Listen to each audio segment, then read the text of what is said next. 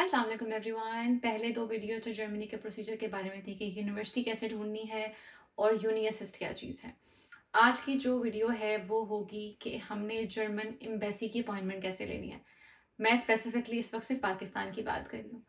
अगर आप ऊपर वीडियो देखें तो पाकिस्तान में हमारी जो जर्मन एम्बेसी की अपॉइंटमेंट अवेलेबल हैं वो एक कराची में है और दूसरी हमारी अपॉइंटमेंट अवेलेबल है, ये तो है कराची का आपके पास। ऊपर जो आप देख सकते हो ये कराची का लिंक आ रहा है और दूसरा एक लिंक है हमारे पास जो कि है इस्लामाबाद का। अब जितने भी पंजाब के और आगे पीछे के लोग हैं वो सबके सब जाके इस्लामाबाद की एम्बेसी के थ्रू अपॉइंटमेंट लेते हैं और बाकी जो लोग हैं जो कराची वाली साइड पर है, सिंध की साइड पर है, वो कराची के लिए लेते हैं। मैंने क्योंकि इस्लामाबाद एम्बेसी के थ्रू अपॉइंटमेंट ली थी जब मेरा वीज़ा था, तो ऑब्वियसली मैं उसी के बारे में बात करूंगी।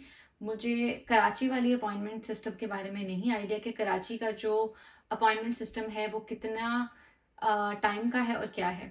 लेकिन स्पेसिफिकली अगर मैं इस्लामाबाद एम्बेसी की बात करूं, इस वक्त इस्लामाबाद की जो जर्मन एम्बेसी है उसकी अपॉइंटमेंट, स्टूडेंट अपॉइंटमेंट का जो टाइम पीरियड जा रहा है 9 मंथ टू 15 मंथ्स का जा रहा है। मतलब अगर आप आज अपॉइंटमेंट अप्लाई करोगे तो आपको 9 महीने बाद या 1 साल बाद की अपॉइंटमेंट मिलती है। और अगर तो आपके पास स्कॉलरशिप्स हैं, अगर आप इरास्मस पर हो, डार्ट पर हो, फिर तो आपकी स्कॉलरशिप अपॉइंटमेंट जाती है। लेकिन जो नॉर्मल स्टूडेंट की अपॉइंटमेंट है उसका क्राइटेरिया इस वक्त 9 मंथ से 12 मंथ्स या 1 ईयर से मतलब ऊपर है। तो मेक श्योर करें कि आप फेसबुक पे कुछ ना कुछ ग्रुप्स ज्वाइन करें जहां पर आपको पता चल रहा हो कि अपॉइंटमेंट का टाइम पीरियड आजकल क्या जा रहा है। एनीवेज, अगर हम बात करें तो जर्मन एम्बेसी की जो अपॉइंटमेंट इस्लामाबाद से मिलती है उसमें वीज़ा टाइप्स क्या हैं, लॉन्ग एंड शॉर्ट टर्म। ठीक हो गया जी। अब इसमें इन्होंने बहुत क्लियरली ये चीज़ मेंशन की हुई है, Schengen applications या Schengen applications can hand it up to 6 months before intended travel date.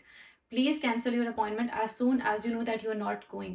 अब ये भी ना एक बड़ी कंफ्यूजिंग बात है। क्यों कंफ्यूजिंग बात है, मैं आपको ये चीज़ बताती हूँ। देखें, फॉर एग्जाम्पल आपने आज यूनिवर्सिटी में अप्लाई कर दिया, ठीक है, आपने 18 यूनिवर्सिटियों में अप्लाई कर दिया, लेकिन आपको तो नहीं पता कि आपको एडमिशन मिलेगा या नहीं मिलेगा। एट द सेम टाइम आपने जब उधर एप्लीकेशन यूनिवर्सिटी को सबमिट कराई, आपने साथ ही अपॉइंटमेंट अप्लाई कर दिया अपनी जर्मन एम्बेसी की। क्योंकि जर्मन एम्बेसी की जो अपॉइंटमेंट है वो 6 मंथ्स, 8 मंथ्स, 9 मंथ्स और प्रॉब्ली मोर देन 1 साल लगा रही है। अब आप ये सोचते हो कि यार मैंने तो यूनिवर्सिटी में अप्लाई किया है अगले सेमेस्टर के लिए और अपॉइंटमेंट मुझे मिल रही है 1 साल के बाद, तो मतलब अगले सेमेस्टर में तो मैं जा ही नहीं सकता। इसीलिए हमेशा हमेशा हमेशा अपॉइंटमेंट को ध्यान में रखते हुए अपनी एप्लीकेशंस को रखते हैं, सबमिट करवाते हैं। क्योंकि अगर फॉर एग्जांपल आपको आज एडमिशन मिला है नेक्स्ट ईयर जनवरी का, तो आपके पास 1 साल का टाइम है। लेकिन अगर आपको आज एडमिशन मिला नेक्स्ट ईयर जुलाई का, तो आप नहीं जा सकते हो क्योंकि आपको अपॉइंटमेंट ही नहीं मिलेगी। और अगर आपको एडमिशन मिल जाता है और आपकी अपॉइंटमेंट नहीं आती, तो फिर आपको यूनिवर्सिटी को ईमेल करनी पड़ेगी कि भाई मुझे अगले सेमेस्टर में डेफरमेंट दे दें। क्यों? क्योंकि मेरे पास वीज़ा ही नहीं है। तो ये चीज़ें कुछ आपको ध्यान में रखनी पड़ेंगी। एनीवेज, अब उन्होंने क्या किया, you can not book appointment directly instead embassy introduce a convenient online registration. हाँ जी, वो वही बात है कि ऑनलाइन रजिस्ट्रेशन करवानी है, आपने कंटिन्यू किया।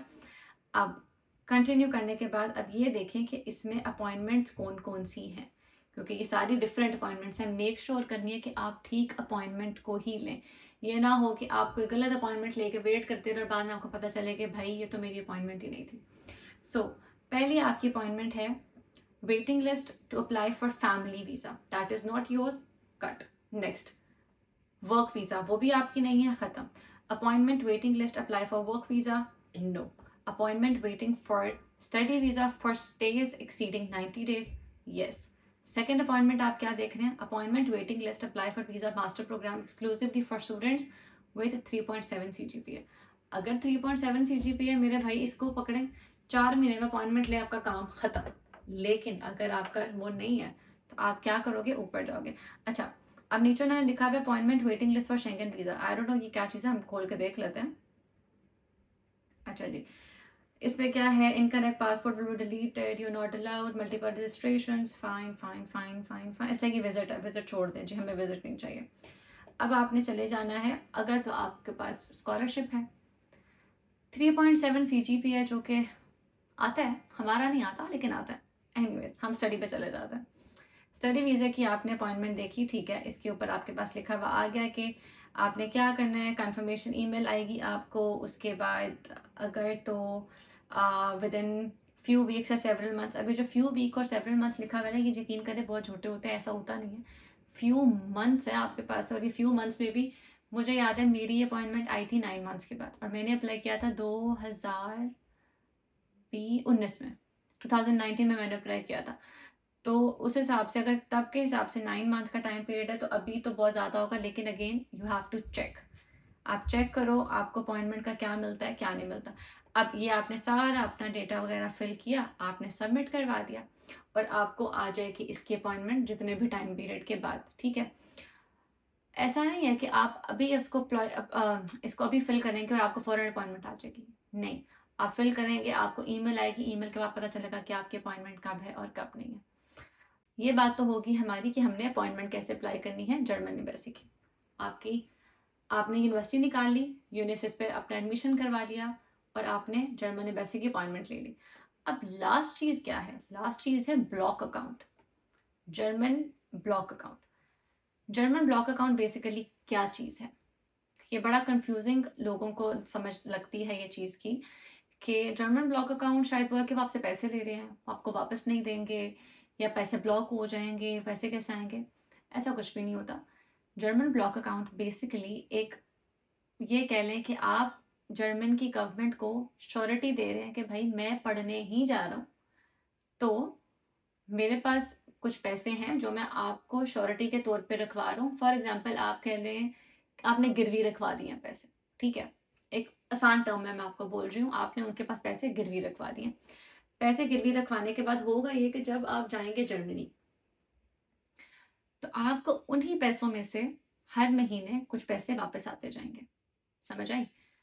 ये कह लें कि आपने उनको अपना 1 साल का या 2 साल का खर्चा जर्मन की गवर्नमेंट को डिपॉजिट में रखवा दिया। आप जर्मनी जाएंगे, आपकी 2 साल की डिग्री है, उन 2 सालों में हर महीने हर महीने हर महीने ब्लॉक अकाउंट के जो पैसे हैं वो आपको वापस आते रहेंगे। ये चीज़ मैं पहले बता दूं कि ऐसा नहीं है कि आप जाएंगे और आप सारे पैसे निकलवा लेंगे एक साथ, दैट इज़ नॉट पॉसिबल। आप जब अपना जर्मन बैंक अकाउंट खोलेंगे जर्मनी जाकर, उसको अपने ब्लॉक अकाउंट से लिंक करेंगे, तो आपको ब्लॉक अकाउंट के थ्रू सिर्फ एक ही महीने के पैसे आया करेंगे आपके अकाउंट में। आप उससे ज़्यादा ब्लॉक अकाउंट से पैसे नहीं निकाल सकते। अब ब्लॉक अकाउंट कहाँ कहाँ से खोल सकते हैं? ब्लॉक अकाउंट के ऑप्शन है आपके पास, एक्सपेट्रियो ब्लॉक अकाउंट, उसके बाद है फिनटीबा ब्लॉक अकाउंट, उसके बाद there is one more coracle, I don't know वो यहाँ पर अगर आएगा या नहीं आएगा, बट चलें, आपके पास काफ़ी ऑप्शन है। फिनटीबा की है, एक्सपैट्रियो की है, हम एक्सपैट्रियो पे चले जाते हैं। अब एक्सपैट्रियो आपको क्या ऑप्शंस दे रहा है? ठीक है, एक्सपैट्रियो बेसिकली आपको 7 और बहुत लेवरेजेस दे रहा है।